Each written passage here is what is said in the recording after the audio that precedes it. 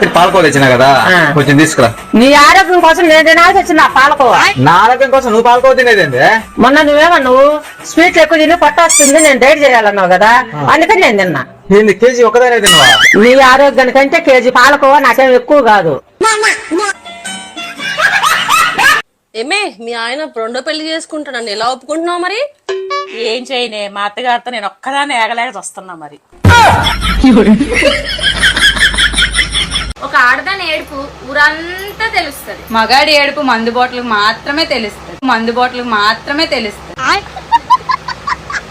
బాగా ప్రేమ వచ్చిందని. ప్రేమ రాలే, నాకు కోపమే ఎక్కువ వస్తుంది. ఇప్పుడు మనం ప్రేమగా మాట్లాడుకుందాం. ఎందుకు? కోడిగుడ్లు ఉన్నాయా? ఉన్నాయి మేడం, ఎన్ని కావాలి? అన్ని ఒకటే కలర్ ఉన్నాయి, వేరే డిజైన్ వేరే కలర్ లేవా?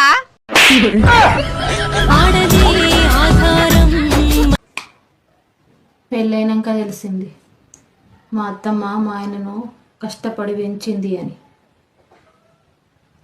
మాదేమున్నది, మా అమ్మ మీషో నుండి ఆర్డర్ పెట్టింది నన్ను.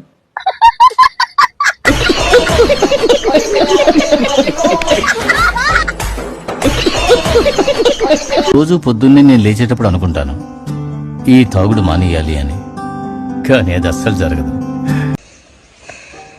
ఒకరోజు తప్పకుండా వస్తుంది మై ఫ్రెండ్స్, ఎందుకంటే ఒకేసారి 2 రోజులు రాలేవు కాబట్టి.